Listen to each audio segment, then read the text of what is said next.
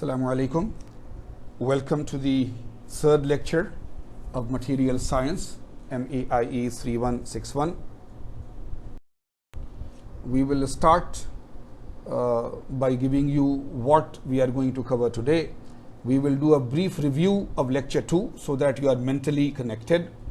Then the topics that we will cover, new topics that we will cover today are composite materials, electronic materials, nanomaterials, and biomaterials. Towards the end of the chapter, we will give you a few slides where I have prepared the slides for you, but you do a small reading assignment, and that will be hopefully the end of chapter 1.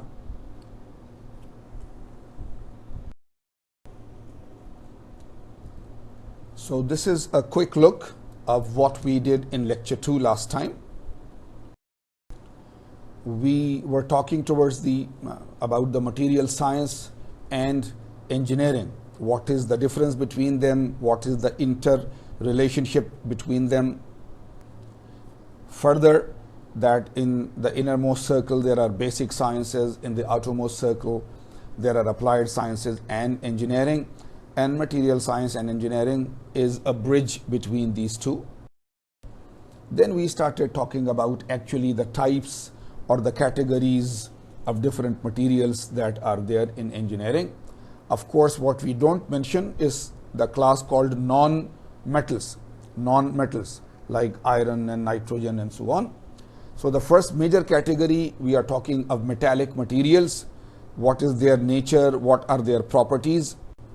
We continue about metals. We talk of ferrous and non-ferrous metals, superalloys, biomedical applications, nanotechnology, powder metallurgy. We show you examples of very advanced engineering products where high strength alloys and superalloys are used. Then we go to the next category of materials called polymers, or also called plastics. We tell you their nature and their properties. We tell you about blending polymer with another polymer to get better properties. We show you CDs and DVDs, which are a very common application of polymeric materials. A figure giving how the cost of the different types of materials per unit volume has been changing over the years from 1970s to 1990s.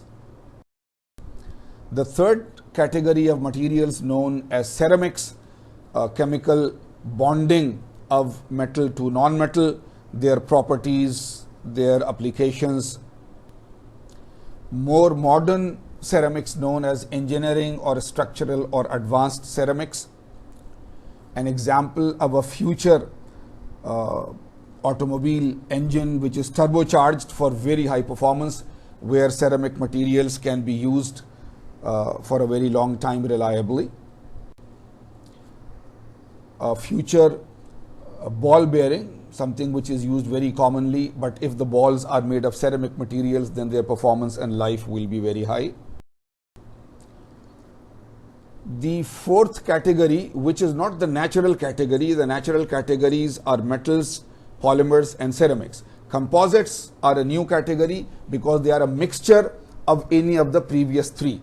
So we talked about what are they, how are they made, what are their advantages and their applications, and so. This was the last slide of the last time. We were showing you aeroplane body, and the different types of shades are there: carbon-based composites, carbon aramid-based composites, aramid-based composites, glass type of composites. So we were showing you that a lot of composites are now being used. So this was the end of the review, very quick review of the previous lecture.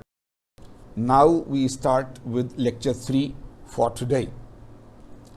So I am again giving you an example. This is, I don't know if I have mentioned earlier. You see, in my lectures, there is one basic book that I am using, which is Smith and Hashmi. There is another basic book, which is Callister and Rathwish. So a lot of slides are a mix-up of those two already. But from time to time, for modern developments and new things that are there in the world, I go to other sources. So some of these slides and some of these pictures and so on are not from any of the books, from other places. And I would encourage you to also do that.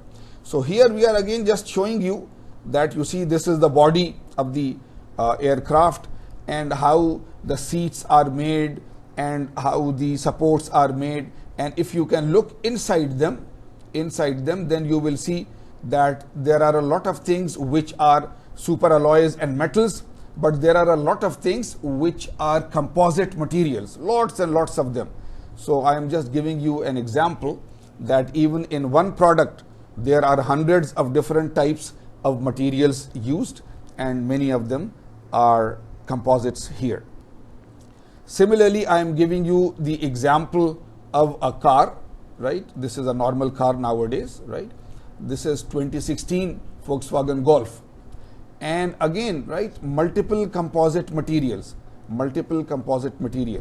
So here you can't read very clearly, of course, but if you search for this picture, right, you write this 26 Volkswagen Golf and search for images only, or write composite materials in Golf, and then you will see that, you see, we color coding this, that there are tens of 20s of different types of composites which are used in the body, in the seat area, in the steering, in the wheels, and so on and so forth.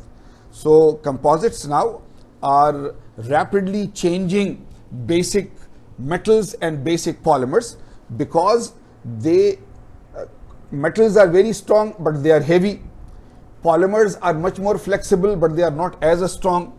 But when we make a composite mixed of metals and polymers, then we get good strength properties, good ductility, and easy manufacturing, and so forth.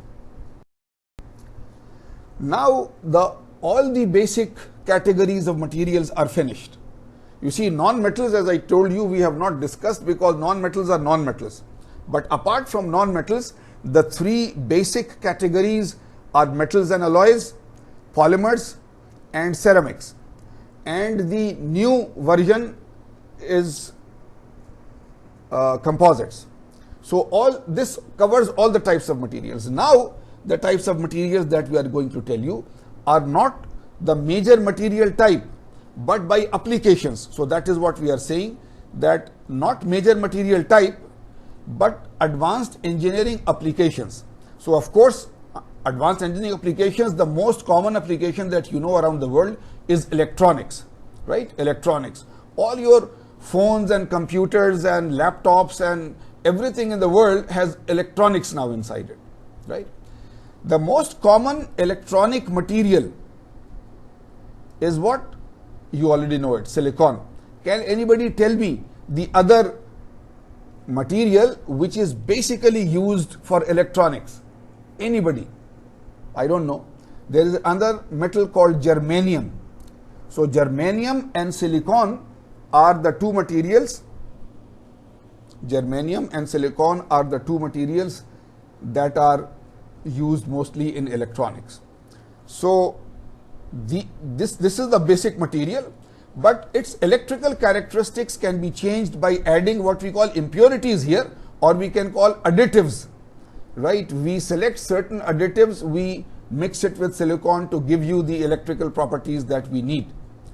And of course, huge development through the use of silicon and other semiconductor materials in solid state and microelectronic devices and so forth. So this you know a lot.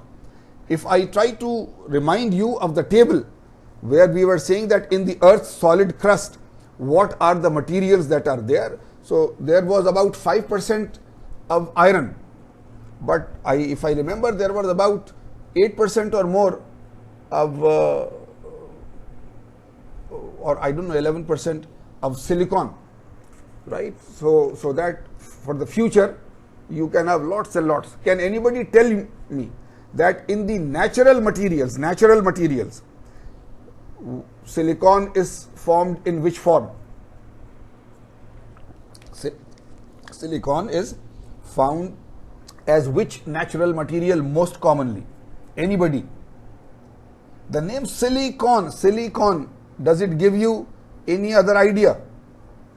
Yes, if anybody has guessed, sand. You understand sand? All across the world, wherever you go, to every beach, you go to every desert, there is sand.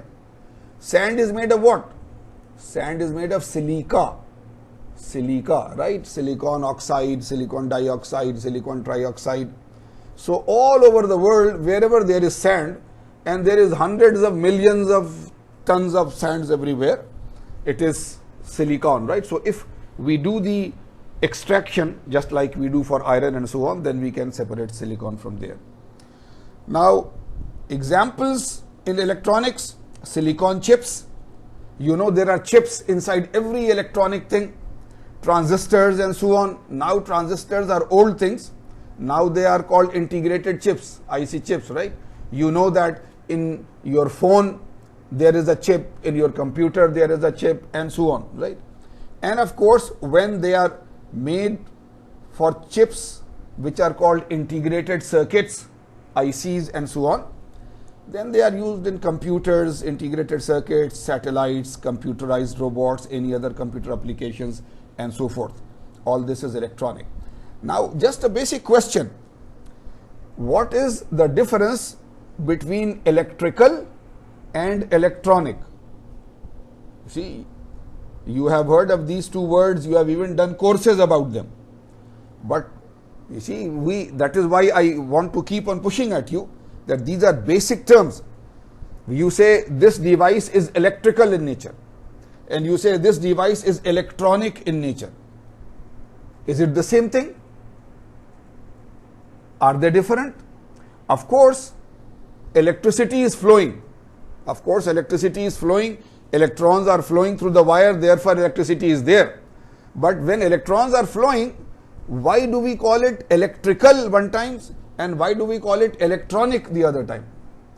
The main thing is in the control system. The main thing is the control system. You see, the devices are called electromechanical basically. You see your fan in your house, you know a fan on your ceiling at the top, there is a fan which rotates and gives you air. Everywhere there is a fan. This is electromechanical. You take electricity and you convert it into electromagnetism and so on, so that motion is there, movement is there. So electromechanical. You have your fridge where you cool the things. You have your AC, which is the other type of cooling the atmosphere. They are basically electromechanical devices, and there are many machines around the world which are electromechanical. Mechanical means there will be moving parts, and electromechanical means you will use electricity to run them. So these are electromechanical. But when we start controlling them automatically, controls, then we put electronics inside them. Even in your fridge, for example, the whole fridge is electromechanical, but there is a small control there, right, through thermostats and so on, which automatically starts running the compressor and then shuts it off for some time, that enough cooling is there. So that auto control is through an electronic chip, right? Whether it is your AC, whether it is your fridge, even though the whole machine is electromechanical, the whole machine is not electronic. It is electromechanical, but the control system is electronic. But then there are machines like your laptop, like your computer, like your phone, which are totally electronic. The whole machine is controlled by a circuit board, and all the circuit board, there are lots and lots of different electronic things and so on. The main one, of course, is an integrated circuit called a chip, the main chip and so on, right? So you should know that electronic means there are control systems which have silicon material inside, and there are chips and transistors and integrated circuits there. Electromechanical means there is general wiring and motors and those type of things, right? So just for your knowledge, we are talking that you should know a difference between these two very clearly. So here we are just showing you a microprocessor, a chip, right? A microprocessor, you see, there was initially, if you know your electrical fundamentals, there was initially things called tubes, right? Then they were changed into transistors, right? Each transistor has an NP junction, a negative positive junction. Then they started integrating them, making them smaller and smaller and smaller. So now here in this microprocessor, there may be thousands or millions of chips. So now it is an integrated circuit, but this is basically a chip.